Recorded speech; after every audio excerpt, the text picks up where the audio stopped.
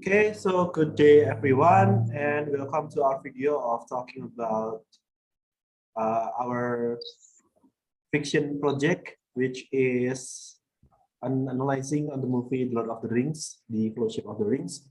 Dan hari ini kita bakal memulai diskusi kita yang pertama. Sistem diskusi kita hari ini adalah membahas tentang tiap chapter yang ada sesuai dengan apa yang kita sudah bagikan kemarin. Kurang lebih kita kemarin itu membagi ada 130 halaman per orang, soalnya totalnya hampir ada 523 halaman. Dan untuk chapter-chapternya nanti mengikuti ya, ada 2 bab, totalnya ada 22 chapter. Di book 1 ada 12 chapter dan di book 2 ada 10 chapter. Dan ini nanti kita bagi sesuai halamannya, bukan sesuai chapternya. Jadi nanti ada chapter yang dilanjutkan oleh orang selanjutnya. Jadi, without any further ado, let's start our discussion by starting from the very first chapter on the first book, which is A Long Expected Party. Itu akan dimulai sama Agi. Ya, silahkan Mas Agi. Oke. Kalau untuk dari halaman 1 sampai 153, itu di awal sebelum chapter 1 itu ada seperti prolog, seperti pengenalan apa yang dari sebelumnya dan tempat-tempat yang terjadi di dalam novel itu apa saja. Dan juga ada reference yang untuk chapter 1 sendiri itu menceritakan tentang bagaimana si Bilbo Baggins yang sebelumnya dia di novel sebelumnya dia telah mengalahkan naga dan mendapatkan harta-harta. Di situ setelah petualangan yang itu dia kembali ke rumahnya sebagai orang yang sukses karena membawa banyak cerita dan banyak harta dari petualangannya. Di sana dia terkenal akan ceritanya. Nah, di situ di chapter pertama dia itu ingin merayakan pesta ulang tahunnya yang ke-111. Nah, di situ dia itu dianggap setelah pulang, dia itu dianggap aneh oleh orang-orang di sekitar karena setelah dia pulang itu dia tidak pernah terlihat tua dan dia itu memiliki satu benda yang dia amat sangat rahasiakan seperti itu. Nah, di situ dia akhirnya ingin mengadakan pesta ulang tahunnya yang mana dia di situ hidup bersama dengan keponakannya yang yatim piatu yang akhirnya diangkat sebagai ahli warisnya, seperti itu, yang namanya itu Frodo Baggins. Nah, untuk chapter kedua sendiri itu menceritakan bagaimana pestanya berlangsung. Nah, di pestanya tersebut dia juga didatangi oleh teman petualangannya yang lama, seorang penyihir putih yang bernama Gandalf. Gandalf di situ membawa hadiah berupa sekotak kembang api kalau salah yang dihidupkan saat pesta tersebut berlangsung. Nah, di saat pesta tersebut tiba-tiba si Bilbo ini dia kayak temperamental, seperti mentalnya itu seperti jadi marah lalu tiba-tiba menghilang. Nah, ketika dia menghilang itu orang-orang sekitar atau orang-orang yang ikut dalam pesta itu merasa seperti aneh dan terkejut. Tapi mereka juga sudah tidak kaget lagi karena itu memang sudah menjadi kebiasaan Bilbo yang baru setelah dia pulang dari petualangannya yang sebelumnya tersebut. Nah, di situ si Frodo itu merasa seperti kayak ada yang beda, lalu dia pun seperti mengkorek-korek informasi dan juga ditemani oleh si Gandalfnya tersebut. Nah, di situ akhirnya si Frodo itu jadi bilang mengetahui beberapa rahasia yang dimiliki oleh pamannya tersebut. Nah, untuk chapter 3 sendiri, setelah mengetahui beberapa rahasia dari pamannya tersebut, si pamannya itu lalu memberikan amanah, yaitu memberikan hartanya tersebut atau cincin tersebut kepada si Frodo untuk diantarkan ke negara Peli kalau tidak salah. Nah, di situ dia juga diberitahu bahwa selama si Gandalf itu pergi untuk sementara, si Gandalf itu seperti melihat keanehan-keanehan yang terjadi di negara-negara kegelapan yang ada di seberang, dibilang. Nah, habis itu si Frodo ini dia kan sudah mengeluarkan tekad mau mendapat amanah dari pamannya. Dia pun akhirnya mencari beberapa teman. Nah, temannya itu ada 3, yaitu si Merry, lalu ada si Philip kalau tidak salah, aku lupa. Sama satunya itu ada si Sam. Sam itu teman dekatnya. Nah, sebelum mereka berangkat, si Gandalf itu kayak memastikan apakah jin-jin tersebut memiliki efek negatif. Nah, ketika dengan si Frodo, ketika jinnya disahkan Frodo, ketika direbut ternyata masih belum ada efek apa-apa. Akhirnya mereka pun memulai perjalanan. Nah, sebelum perjalanan dimulai, beberapa hari sebelum perjalanan itu dimulai, si Frodo itu sempat beberapa kali mendengar di rumah sebelahnya itu seperti ada orang yang bertanya tentang keluarga Baggins atau keluarganya tersebut. Nah, akhirnya dengan pertanyaan yang ada di kepalanya itu, mereka berempat pun akhirnya pergi ke desa Elf tersebut. Nah, untuk chapter 4 sendiri, itu hanya menceritakan beberapa kisah tentang perjalanan mereka. Selama perjalanan mereka itu menghadapi apa saja. Dan untuk yang paling berkesan dalam chapter 4 itu ketika hampir ketika perjalanan mereka menuju desa Elf, mereka kan mengambil jalan pintas yaitu di hutan mushroom. Nah, di situ mereka itu sering sekali diikuti oleh pengendara yang menggunakan pakaian serba hitam dan kuda hitam. Dan itu ketika mereka beberapa kali diikuti dan hampir tertangkap, mereka itu ditolong oleh beberapa peri dan diberitahu bahwa si pengendara hitam dan kuda hitam itu adalah musuh. Nah, untuk menghindari pengendara hitam itu, mereka berempat bersembunyi di bawah pohon, hampir di sepanjang jalan, seperti itu. Untuk chapter selanjutnya bisa diteruskan oleh Mas Andra. Ya, terima kasih Mas Adi. Nah, jadi untuk di chapter 4 itu selanjutnya, ya The Old Forest, itu tadi ketika sudah dijelaskan sama Agi, ketika si Frodo itu sedang, apa istilahnya, selalu mengambil jalan pintas ya, gerombolan Frodo bersama Pippin, Merry, dan Sam ini, mereka selalu mencari tempat persembunyian, sampai akhirnya mereka dapat satu tempat di mana di pohon tersebut itu bukannya melindungi mereka, tapi malah menjerat mereka. Akar-akarnya menjebak kaki Frodo. Di situ Sam pun berteriak kepada Frodo karena mengira bahwa Frodo itu sedang bermimpi. Tapi setelah sekian lama, masuk ke chapter 5, itu akhir dari chapter 4 sampai ke chapter 5 itu mereka mulai mendengarkan suara-suara nyanyian. Suara-suara nyanyian yang sangat merdu, tapi dalam novel itu disebutkan seperti puisi ya, dalam suatu poem gitu.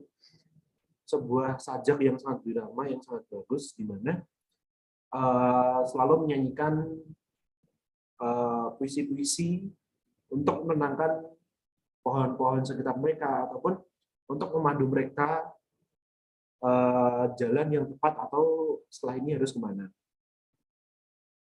Lanjut sampai ke chapter 6, di hutan itu, sampai hampir titik terakhir itu, Frodo mulai tambah tersiksa dengan apa ya istilahnya, ada mimpi-mimpi yang datang ke dirinya, di mana Sam merujuk ini kepada mimpinya, padahal Frodo merasakan dengan nyata bahwa memang dia terjerat di situ.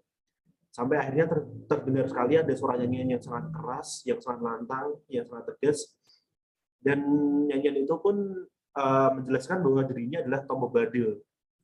Tom Bombadil adalah seorang hobbit atau halfling yang di situ lumayan, apa istilahnya, lumayan lebih tinggi daripada yang lain. Saya lanjutkan.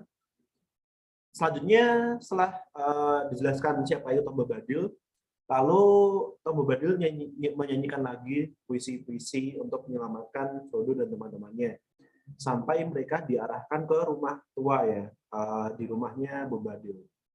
Ketika sampai, mereka masuk langsung disambut oleh Tom Bombadil dengan sapaan yang sangat bagus, di mana Tom Bombadil tuh merasa senang ketika mereka bisa mendengarkan suara lembut dan halus dari seorang hobbit. Nah, sampai situ mereka pun mulai beristirahat di sana sampai ketika pagi hari. Pippin mencoba untuk membuka pintunya, membuka jendela dan melihat sekitarnya. Itu sampai di chapter 7 ya. Gimana dia kaget karena di sekitarnya itu hanyalah hutan yang sangat luas, tapi dintah berantah dan hanya ada kabut di situ. Sampai akhirnya Tom Bombadil pun mulai merapal suatu mantra di mana ketika Tom yang membuka jendelanya, berembuslah angin yang sangat segar, hutan yang sangat asri, dan bunga-bunga yang sangat indah. Sampai akhirnya dijelaskan bahwa Tom Bombadil itu merupakan suatu entitas enigma ya, atau entitas yang sangat misterius, yang sangat tidak dijelaskan lebih kenapa ada di situ. Sampai orang-orang beranggapan bahwa Tom Bombadil merupakan sosok yang kuatnya itu hampir sama seperti cincin tersebut atau dari Sauron tersebut. Nah, setelah beristirahat di rumahnya Tom Bombadil dan diceritakan segala macam hal tentang Tom Bombadil, rombongannya Frodo, Sam, Pippin, dan Merry pun mulai lanjut berjalan ke Prancing Pony, di mana di awal disebutkan oleh Gandalf, mereka di sana akan bertemu dengan Gandalf atau penyihir abu-abu, The Grey Wizard. Nah, sampai di sana, mereka pun mulai menikmati bar yang ada, karena itu merupakan suatu bar atau tavern gitu ya. Di situ mereka istirahat sambil minum bir dan segala macam, sampai ada suatu saat di mana Sam itu merasa dia diperhatikan oleh orang-orang, dan Frodo juga merasakan hal yang sama. Tapi ada satu orang yang sangat berbeda, yaitu ada orang di pojokan duduk sendirian sambil merokok dan menggunakan tudung kepala yang sangat besar.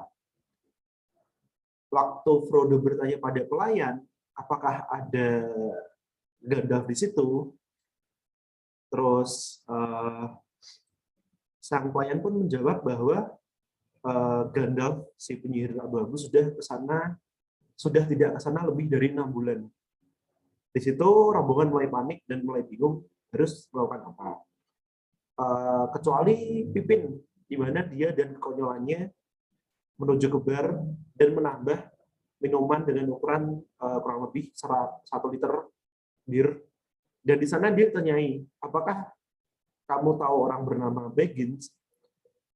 Karena mungkin si Pippin sudah terlalu mabuk, dia pun menjawab, ya, Pippin adalah saudara saya. Dan dia duduk di situ. Dia bernama Frodo Baggins. Panik akan keadaan ini, Frodo pun mengejar Pippin untuk menghentikannya. Tapi saat itu dia pun terpleset sampai cincinnya jatuh, lalu tidak sengaja terpakai di jarinya. Sesuai seperti apa yang dilakukan oleh Bilbo pada chapter awal, di mana ketika dia mendengar cincin menghilang, Frodo pun merasakan hal yang sama. Dia tiba-tiba menghilang dan masuk ke dunia roh. Ketika seperti itu, sang penyihir hitam, sang penunggang hitam atau Dark Rider pun merasakan si Frodo di mana. Tiba-tiba dia merasakan di mana si Frodo berada, dan Frodo pun juga melihat melihat penunggang hitam serta mata dari Sauron. Di situ dia panik, dan Strider atau tadi seorang penjaga hutan yang cukup misterius, itu pun mulai melihatkan dirinya. di mana dia dijelaskan oleh klien adalah Strider atau yang dikenal dengan penjaga hutan yang cukup misterius. Dia mulai bangun lalu berlari ke arah Frodo, Merry, Pippin, dan Sam dan menarik mereka. Ini merupakan akhir dari chapter 7 dan perawatan dari chapter 9. Masuk ke chapter 10, Strider mulai menceritakan bahwa dia adalah seorang penjaga hitam dari keturunan Numenor, di mana bangsa bangsa manusia yang hilang dari utara. Nah, di situ dia mulai membantu Sam, Frodo, Merry, dan Pippin hingga akhirnya mereka dapat diselamatkan dan diberi ke ruang tempat tinggal yang berbeda. Sampai di situ sang pengendara hitam sudah paham mereka ada di mana, lalu mulai menuju ke Prancing Pony. Sampai ke Prancing Pony, mereka langsung menuju ke penginapan yang di mana ada 4 kasur yang sudah tertutup selimut semuanya. Lalu keempat pengendara hitam itu pun mengeluarkan pedangnya atau Nazgul Sword-nya untuk ditikamkan ke kasur tersebut. Dan ternyata di kasur tersebut tidak ada apa-apa, melainkan hanya ada bantal kosong yang disiapkan oleh Strider tadi. Dan Merry, Pippin, Frodo, dan Sam pun terselamatkan. Setelah itu mereka mulai bertanya-tanya pada Strider siapa dirinya sebenarnya, dan di situ dijelaskan bahwa Strider aslinya adalah bernama Aragorn. Tapi belum dijelaskan tentang asal-usulnya Aragorn itu siapa. Setelah itu mereka mulai berjalan untuk menuju ke Rivendell atau ke rumah dari Elrond, di House of Elrond. Nah, sampai di ujung jalan, mereka pun mulai sampai di situ tuh mereka mulai terganggu karena Aragorn itu berjalannya lumayan cepat dan tidak banyak istirahat, berbanding terbalik dengan kebiasaan mereka. Ketika itu Aragorn mencoba untuk berkelana ke tempat lain, lalu Frodo disuruh untuk melanjutkan perjalanan sendirian. Sampai mereka ada di suatu puncak, dan di situ Frodo tertidur. Namun ketika dia bangun, dia itu dibangunkan oleh aroma dari masakannya Sam. Ada sosis, ada kentang, sama ada tomat segala macam dibakar. Dari situ dia mulai panik karena dia menyalakan api di tengah malam. Sampai akhirnya ketika mereka mencoba memadamkan api tersebut, sang penunggang hitam pun sadar kalau mereka ada di puncak tersebut. Saat mereka mengejarnya, masuk ke chapter 11, mereka dapat naik ke Weathertop. Ya, nama puncaknya adalah Weathertop. Nah, di situ tuh komplotan dari Frodo sama Merry dan segala macam itu terpepet di situ, terpojokan di situ. Lalu mereka mau tidak mau harus melawan para penunggang hitam ini. Padahal para penunggang hitam itu tidak bisa dibunuh. Nah, sampai di situ mereka mulai mencoba berperang sampai akhirnya Frodo pun tertikam oleh salah satu penunggang hitam menggunakan pedang Nazgul, yang terkenal bahwa kalau pedang Nazgul sudah tertikam maka mereka bisa menarik arwah mereka. Nah, itu kenapa ketika Frodo tertikam, matanya, tubuhnya langsung kelihatan pucat dan dia sangat lemas, tidak bisa apa-apa. Dia merasa sangat tersakiti, apalagi dia menggunakan cincin tersebut.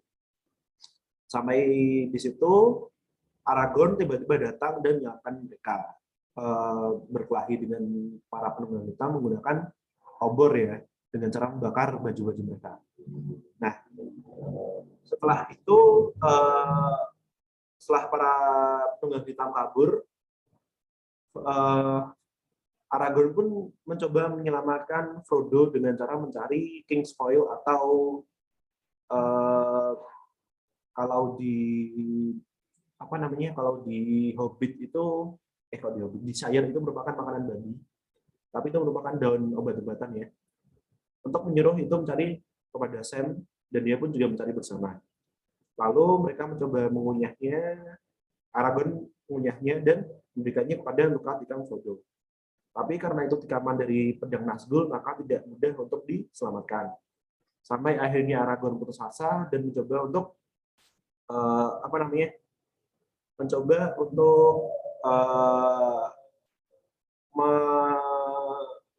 berkendara ke Rivendell untuk menyelamatkannya. Sampai akhirnya di tengah-tengah hutan mereka bertemu dengan Arwen.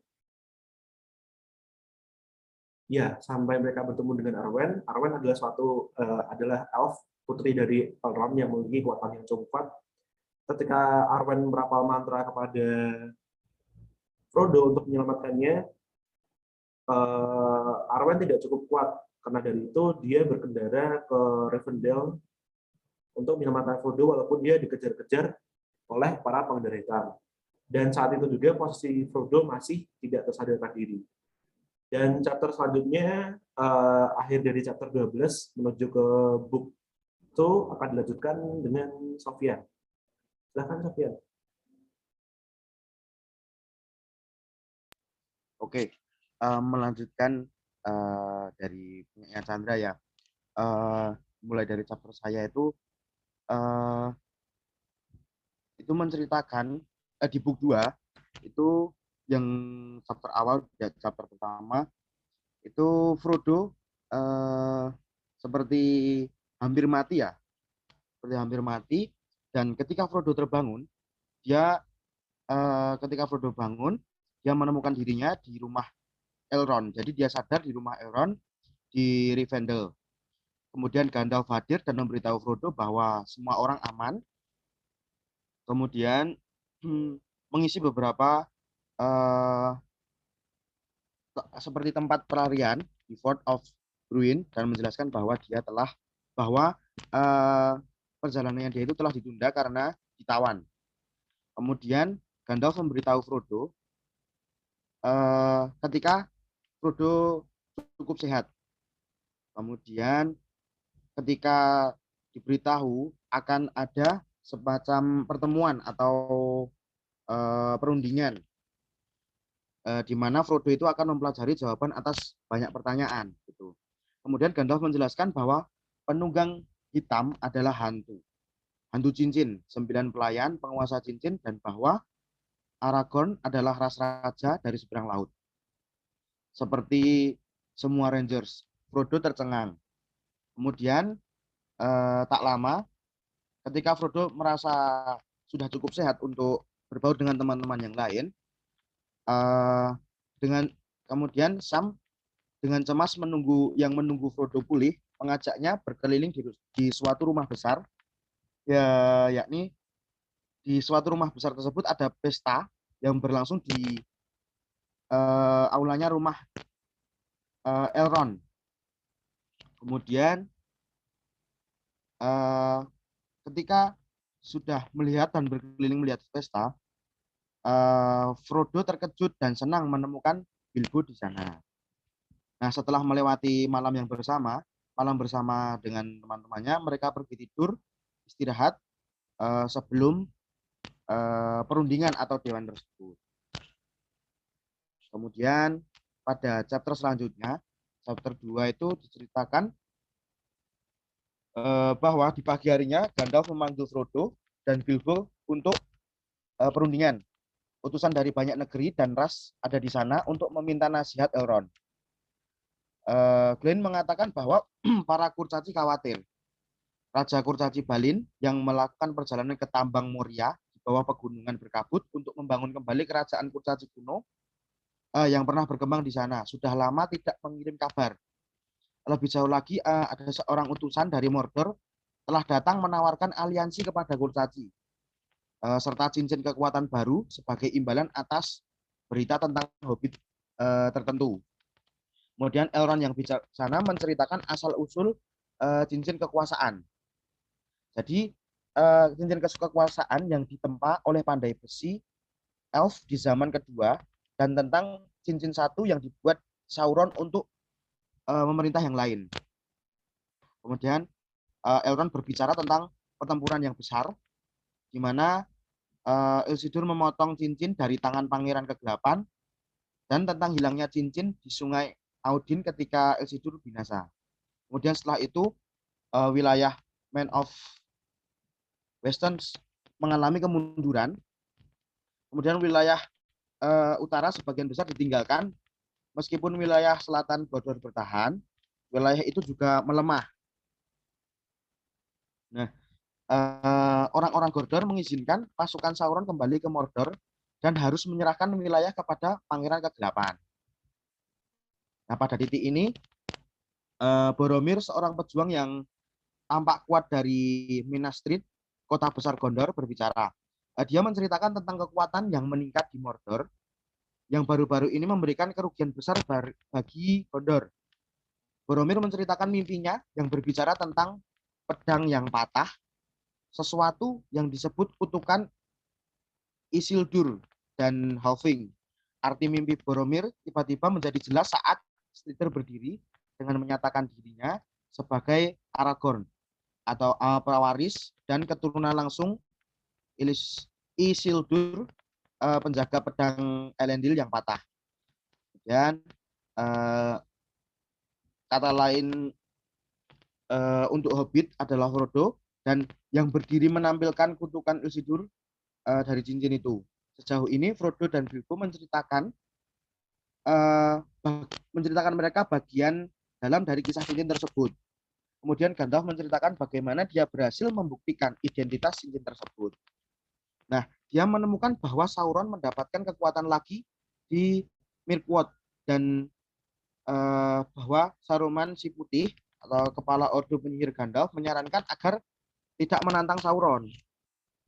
Ketika para penyihir akhirnya memutuskan untuk menantang Sauron, sudah terlambat karena Pangeran Kegelapan telah membangun pasukannya di Mordor untuk melarikan diri. Jadi melarikan diri ke sana. Kemudian Gandalf mencari Gollum, tetapi tidak dapat menemukan makhluk itu. Jadi dia pergi ke kota Minas Tirith, di mana Isildur diduga meninggalkan cincin tersebut. Deskripsi dari cincin tersebut.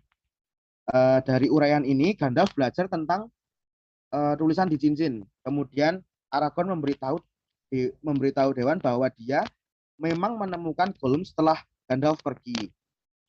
Kemudian penyihir menambahkan bahwa pasti dari Gollum lah Sauron mendengar tentang Bilbo dan Sir. Jadi penyihir bilang bahwa mesti itu dari Gollum lah Sauron mendengar tentang Bilbo dan Sir. Legolas, seorang elf dari Mirkwood, menyela dengan berita mengkhawatirkan bahwa Gollum baru-baru ini melarikan diri dari penjara bawah tanah elf dengan bantuan pasukan orc. Nah, kemudian Gandalf menceritakan bagaimana dia melakukan perjalanan ke Ortang, menara Saruman, di mana dia kecewa mengetahui ketika penyihir terhebat bermaksud bergabung dengan Mordor atau menggunakan cincin itu sendiri. Ketika Gandalf menolak untuk bergabung di sisi Mordor, Saruman menguncinya di menara Ortang sampai Wair. Kemudian ada elang besar datang menyelamatkan Gandalf, membawa ke penunggang kuda Rohan.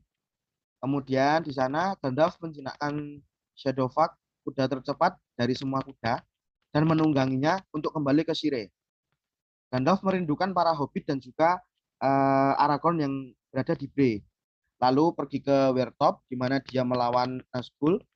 Kemudian penyihir itu berjalan ke Rivendell, berharap untuk menarik beberapa dari 9 Strider dan juga para hobbit. Kemudian satu-satunya pernyataan yang tersisa dan yang paling penting adalah apa yang harus dilakukan dengan cincin itu.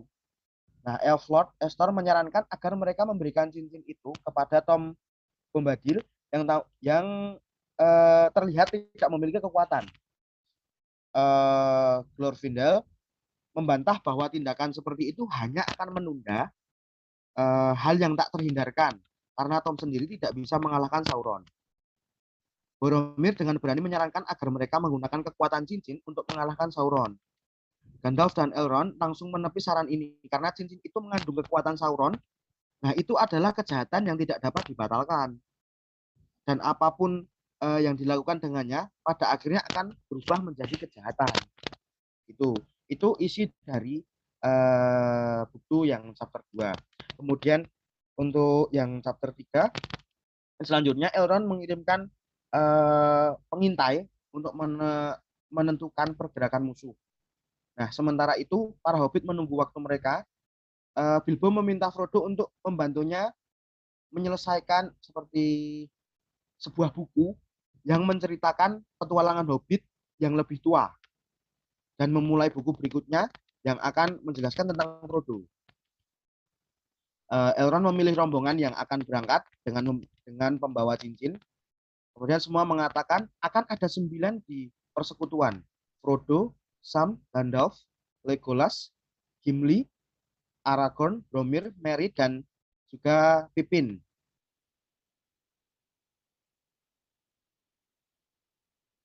Dia yakin apa yang bisa mereka lakukan atau apa yang bisa mereka sumbangkan gitu. Namun dia setuju setelah Gandalf menunjukkan bahwa menunjukkan kekuatan Elf Lord tidak akan dapat menjamin kesuksesan. Jadi perasaan kesetiaan Merry dan Pippin kepada Frodo itu sangatlah berarti.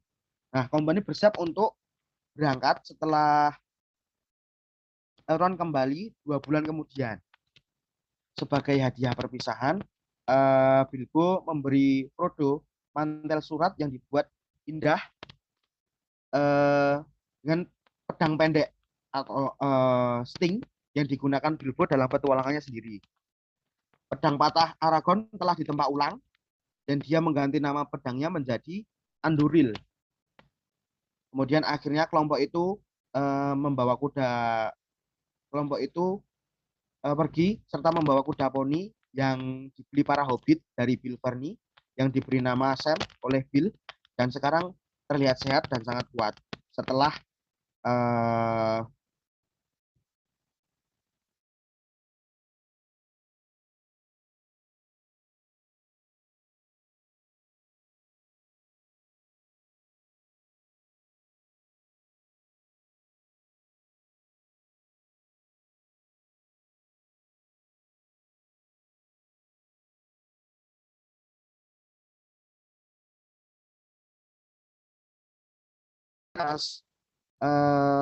kepala ditakuti Aragorn adalah pelayan Mordor yang dikirim untuk memata-matai mereka. Jadi takut, curiga ketika ada yang memata-matai.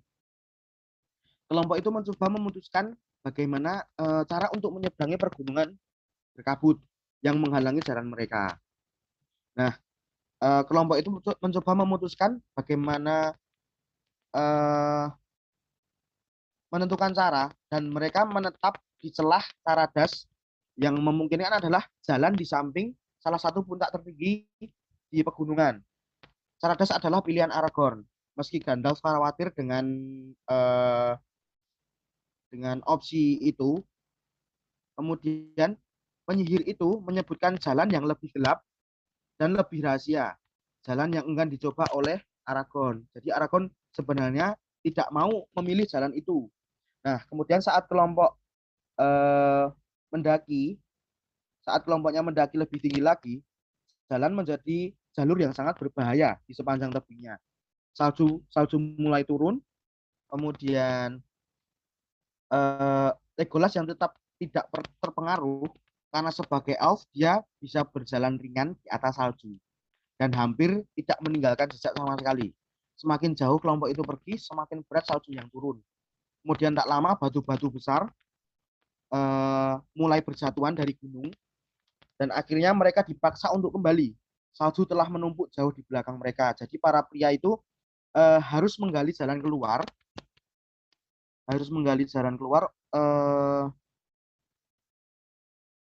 agar bisa keluar untuk para hobbitnya. Kemudian salju berhenti setelah mereka mundur seperti yang dicatat oleh Gimli. Ternyata beberapa kekuatan di Caradas gunung yang terkenal jahat, jadi itu tidak menginginkan untuk mereka lewat situ. Seperti itu. Itu dari chapter yang ketiga. Kemudian yang chapter 4 selanjutnya Gandalf merasa bahwa satu-satunya pilihan kelompok yang tersisa adalah jalan setapak di bawah ke pegunungan melalui tambang Moria. Banyak orang di kelompok tadi itu gemetar saat menyebut Moria karena secara luas dianggap sebagai tempat yang sangat jahat. Hanya Gimli yang bersemangat karena Moria pernah menjadi salah satu tempat terbesar di alam kurcaci. Dia ingin sekali memasuki Moria untuk mencari tanda-tanda Raja Kurcaci Balin. Nah, Aragorn membuat seperti komentar misterius mengatakan bahwa Gandalf khususnya harus waspada terhadap Moria. Anggota kompi yang lainnya terpaksa menyetujui keputusan Gandalf untuk memasuki Moria, tetapi ketika mendengar lolongan serigala yang berada di dekatnya dan menyadari bahwa mereka harus bergerak cepat. Memang karena malam itu mereka nyaris tidak dapat mencegah serangan serigala. Semua orang dalam kelompok bertarung dengan gagah dan berani. Legolas dengan busurnya, kemudian Gimli dengan kapaknya, Aragorn dan Boromir dengan pedang mereka.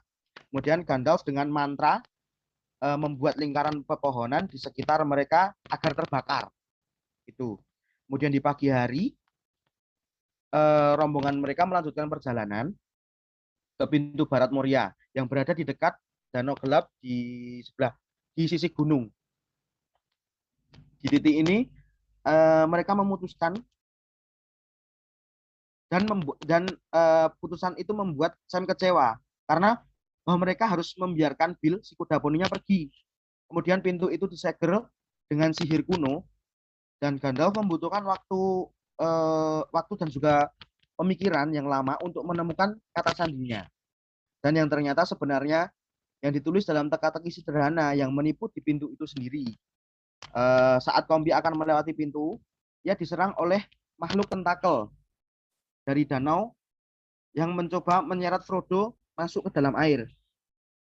Kemudian yang lain bergegas melalui pintu masuk. Kemudian makhluk itu membanting pintu di belakang mereka dan menumpuknya di atas batu besar dan pohon tumbang. Kemudian kelompok ini lalu memberikan komitmen untuk melakukan perjalanan melalui Moria. Begitu berada di dalam pertambangan, mereka sangat senang mendapat bimbingan Gandalf karena guanya luas dan juga rumit juga. Karena penyihir itu telah melewati Moria sebelumnya. Dia memimpin untuk menerangi lorong di depan dengan tongkatnya yang bercahaya. Kemudian berjalan bermil-mil sangat jauh. Kemudian yang berliku-liku juga melewati lubang besar.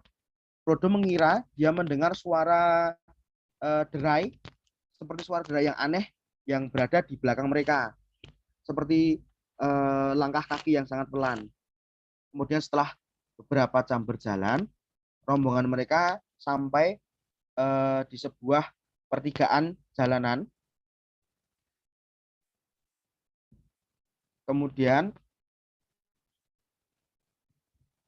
ketika sudah sampai di pertigaan yang di jalannya menanjak, kemudian mereka memutuskan untuk berhenti malam itu. Sementara sang penyihir merenungkan masalahnya. Mereka menghabiskan malam di sebuah ruangan di suatu sisi jalan. Pippin membangkitkan kemarahan Gandalf karena melemparkan sebuah kerikil ke dalam sumur yang tampaknya tidak berdasar di dalam ruangan. Suara kerikil yang jatuh tampaknya membangunkan sesuatu yang berada jauh di bawah. Jadi setelah melemparkan batu, ada sesuatu yang terbangun karena jatuhnya batu kerikil yang kecil tadi. Kemudian malamnya Gandalf membebaskan Pippin dari arlojinya karena penyihir itu tidak bisa tidur karena semua kekhawatirannya tentang jalan mana yang harus diambil untuk langkah selanjutnya. Kemudian Gandalf memutuskan bahwa dia membutuhkan asap untuk menenangkan sarafnya. Kemudian dia menyalakan pipa seperti merokok gitu. Kemudian keesokan paginya Gandalf memilih jalan, dan ketika kelompok itu menemukan dirinya di aula bawah tanah yang sangat besar dan juga indah, terdapat pilar-pilar besar dan juga dinding-dinding yang bersinar, sang penyihir mengatakan bahwa dia telah memilih dengan benar. Kelompok itu kemudian berhenti dan Gimli dan Gandalf menceritakan sejarah Moria. Para kurcaci menambang gua untuk mengambil logam-logam dengan keindahan yang sangat luar biasa dan kekuatan yang juga ajaib. Gandalf menyebutkan bahwa Thorin Kurcaci pernah memberi Bilbo kemeja dari surat yang terbuat dari mithril atau hadiah yang lebih berharga dari semua barang sirah yang dikumpulkannya. Kemudian Frodo menyadari bahwa kemeja itu adalah hadiah yang diberikan Bilbo sebelumnya di Rivendell. Malam itu Frodo mengira dia melihat dua mata bercahaya dari kejauhan, tetapi dia tidak yakin apakah penglihatannya itu benar. Kemudian di esok paginya, ketika fajar telah menyingsing, beberapa cahaya telah menyinari tempat atau aula dari jendela yang dibangun di sisi gunung. Gandalf yakin dia tahu jalan yang benar, tapi dia memutuskan ingin melihatnya dulu. Jadi ketika rombongan itu tiba di sebuah ruangan besar berbentuk persegi, diterangi cahaya matahari yang remang-remang melalui lubang-lubang besar yang berada di gunung, yang berada di atas. Di tengah ruangan ada balok batu bertuliskan Runes It. Nah, itu adalah batu nisan Balin atau Raja Kurcaci. Gimli menutupi wajahnya dengan tudung seperti dia menunjukkan suasana berkabung. Gitu. Itu adalah akhir dari chapter 4. Nah, untuk chapter selanjutnya akan dijelaskan oleh Muhammad Khairuddin. Silahkan.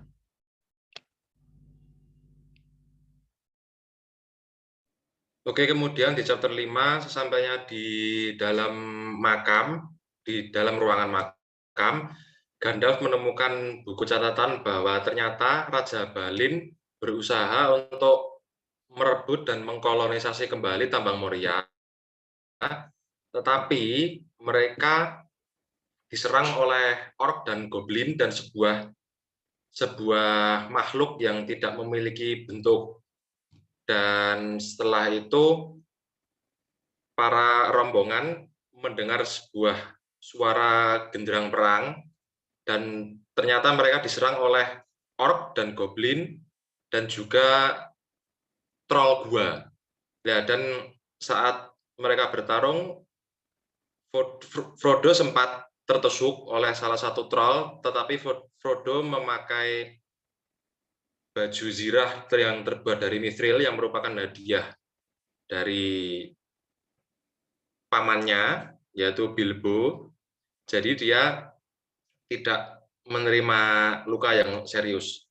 Kemudian mereka sadar bahwa mereka tidak akan bisa menang dalam peperangan itu, jadi mereka memutuskan untuk lari. Mereka lari ke level yang paling bawah. Sesampainya di level yang paling bawah, mereka menyadari bahwa level yang paling bawah itu terbakar dan mereka sudah terkepung oleh goblin dan orc yang sangat banyak. Tetapi saat goblin dan orc akan menyerang mereka, sebuah api atau sebuah makhluk yang menyerang Raja Balin tersebut menampakkan dirinya sehingga semua orc dan goblin lari ketakutan.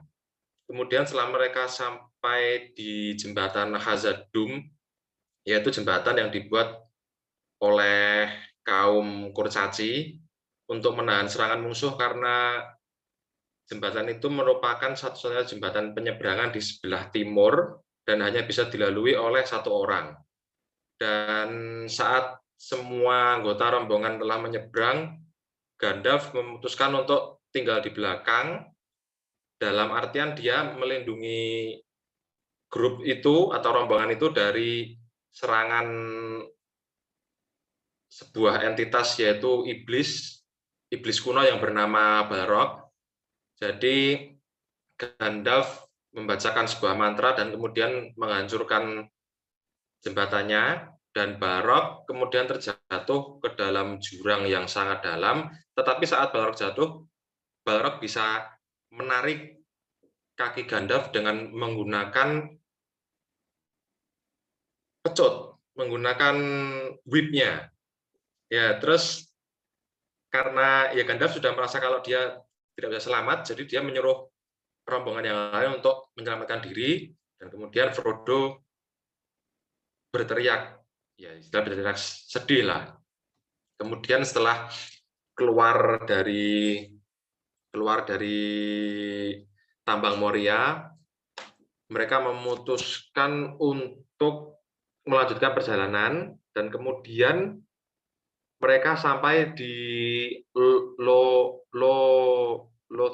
Lothlorien, yaitu sebuah kota elf, di mana mereka disambut oleh dua petinggi elf, yaitu Lord Celebron dan Lady Galadriel.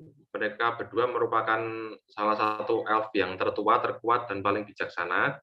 Kemudian semua anggota rombongan memutuskan untuk beristirahat, dan kemudian di saat malam hari, saat semua tertidur, Frodo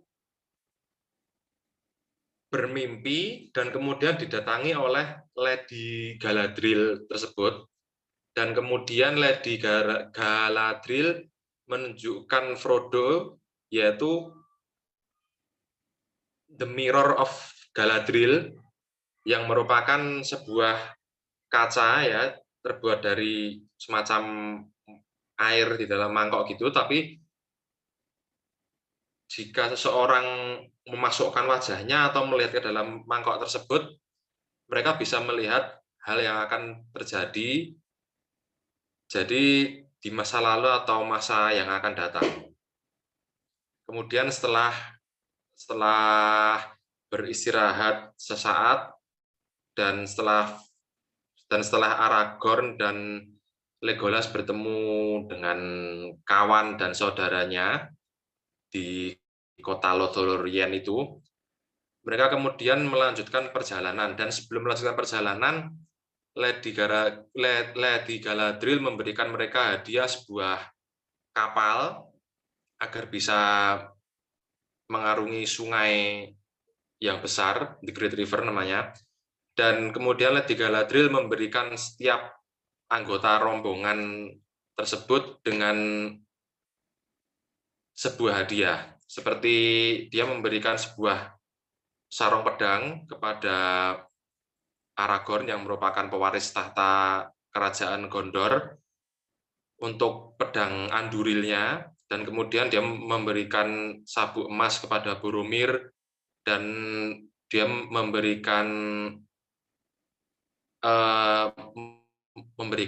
Legolas panah baru yang senarnya itu memakai rambut elf, dan kemudian dia memberikan Gimli sebuah hadiah yaitu 3 helai rambut, dan bisa dikatakan doa agar Gimli bisa jadi kurcaci yang kaya. Dan untuk Frodo sebagai pembawa cincin tersebut, Lady Galadriel memberinya sebuah bintang yang merupakan bintang paling terang di kerajaan Lothlorien, bintang yang tidak akan pernah redup, seperti lampu gitu ya. Kemudian mereka memberi rombongan itu sebuah roti elf. Jadi hanya satu potong kecil roti tersebut bisa membuat orang dewasa kenyang. Jadi mereka tidak perlu boros cari makanan sana kemari. Kemudian sesampainya di The Great River, mereka melalui perjalanan yang sangat panjang dan hanya ada burung-burung gagak hitam di sepanjang jalan dan mereka tidak menemukan apapun. Kemudian saat sebelum patung Amondin, mereka memutuskan untuk meneruskan perjalanan dengan berjalan kaki, dan grup itu pecah menjadi dua. Ada yang di grup Boromir mikir bahwa sebaiknya cincin itu dibawa aja ke Gondor biar digunakan prajurit Gondor yang terkuat untuk melawan Sauron, tetapi mayoritas anggota tetap memilih untuk meneruskan perjalanan ke Mordor, ke Gunung Doom, dan pada akhirnya Boromir pikirannya sempat menjadi korup, sehingga dia berusaha untuk mengambil cincin itu secara paksa dari Frodo, dan kemudian setelah Frodo berhasil melarikan diri dan lapor ke anggota grup yang lain, mereka jadi marah-marah sama Boromir. Ternyata kamu penyebabnya ya, bla bla bla bla bla. Kemudian mereka diserang oleh segerombolan orc, dan Boromir yang awalnya pikirannya kacau dan korup, akhirnya dia lama-kelamaan sadar dan dia mengorbankan nyawanya untuk menyelamatkan Frodo, dan akhirnya dia saat sakaratul mautnya, dia akhirnya mengakui bahwa Aragorn adalah seorang rajanya dan kaptennya. Dan kemudian di grup tersebut, tanpa memberitahu yang lain, Frodo dan Sam memutuskan untuk meneruskan perjalanan berdua ke kerajaan Mordor, dan yang lain kebingungan. Ya, sampai segitu ya. Itu yang final chapter-nya yang buat buku kedua. Oke, thank you. Assalamualaikum. Ya, jadi kurang lebih untuk progres pertama seperti itu dari description ini. And I think that's all too for this video right now, and we'll be seeing you guys again next time in the next episode of this fiction task. And yeah, thank you very much for watching, and goodbye now. Thank you, Agi, Sofyan, Rudy. Oke, thank you guys. Thank you. Sehat-sehat ya. Sehat-sehat selalu.